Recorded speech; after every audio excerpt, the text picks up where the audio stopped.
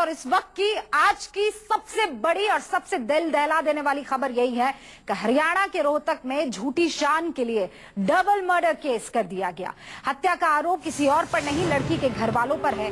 आरोप है कि लड़की के घर वालों ने पहले तो लड़की की गला रेत कर हत्या की और फिर लड़के को मौत के घाट उतार दिया। लड़की के पिता और चाचा को 5 दिन की पुलिस रिमांड पर भेज दिया है। इस वक्त ये अपडेट आपके पास ये पहुंचा दूं और लड़की की मां को 14 दिन की न्यायिक हिरासत में। अपडेट लेते हैं, सीधा रुख करते हैं मोहित का। मोहित,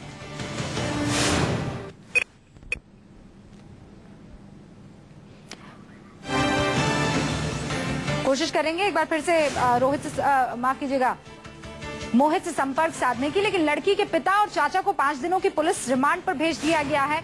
आज सेशन कोर्ट में इन लोगों को हाजिर किया गया और वहां लड़की की मां को 14 दिन की न्यायिक हिरासत के लिए भेज दिया। दरअसल इन दोनों ने शादी कर दी थी, प्रेम विवाह किया था और इसी से कहीं ना कहीं झल्लाए हुए थे माँ बाप, क्योंकि इनका कहना था ये एक ही गोत्र के हैं, एक ही गांव के हैं। ये पहली बार नहीं हुआ है, लगातार इस तरीके के मसले उठते रहे हैं, लगातार इस पर सवाल उठाते रहे हैं और न्यूज 24 आज सुबह से ये सवाल उठा रहा है कि कब ये जहनियत बदलने वाली है। तो माँ बाप समेत 3 लोगों को अरेस्ट किया गया रोहतक के इस हॉरर किलिंग मामले में। लड़की के माँ बाप और चाचा को आज सेशंस कोर्ट में जब पेश किया तो कोर्ट ने लड़की के बाप और चाचा को तो पुलिस कस्टडी में भेजा और लड़की की मां को 14 दिन की न्यायिक हिरासत में भेज दिया है। इस पूरे मसले पर बातचीत करते हैं, मोहित जुड़ गए हमारे साथ। मोहित, सबसे पहले डिटेल दीजिए, क्या अपडेट है इस पूरी की पूरी खबर में?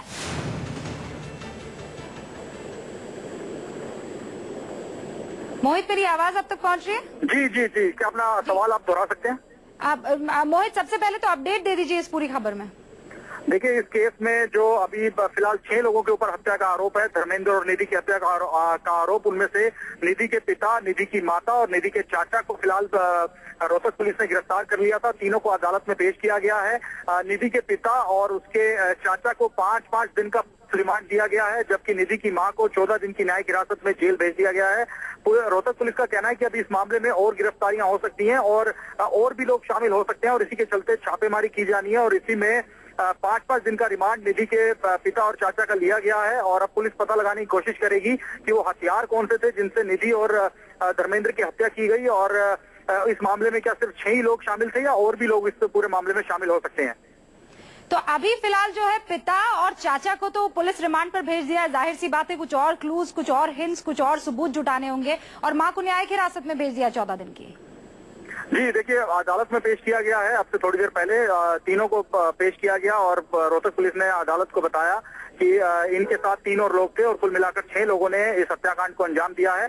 और निधि के पिता ने ही सब काफी ज्यादा गुस्से में थे और उन्हीं के कहने पर पूरा परिवार जो कि बाकी 3 लोग कौन है मोहित, ये पता लग गया है पुलिस को?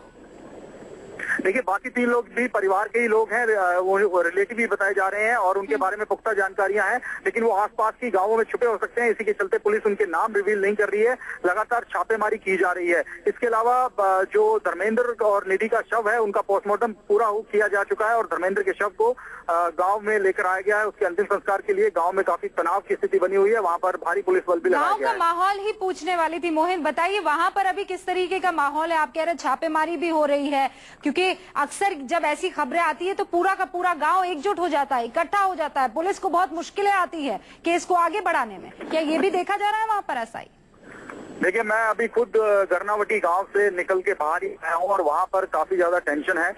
वहाँ पर जितने भी लोग हैं गांव के लोग, वो इस मामले में ना तो पुलिस से कुछ बात करना चाहते हैं और ना ही मीडिया से। हमने काफी कोशिश की कि गांव के लोग कुछ बात करें, धर्मेंद्र के परिवार में क्या गुस्सा है इस बात को लेकर, लेकिन कैमरे के सामने तो नहीं, लेकिन पीठ पीछे दबी जुबान में पूरा गांव एक साथ ही दिखाई दे रहा है।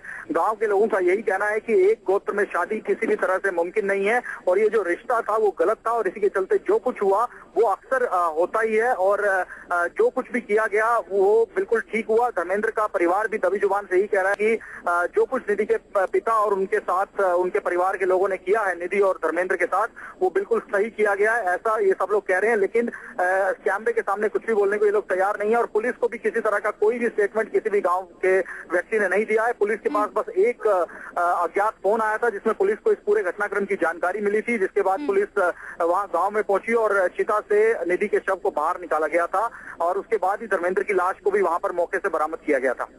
चलिए, फिलहाल मोहित बहुत बहुत शुक्रिया तमाम जानकारी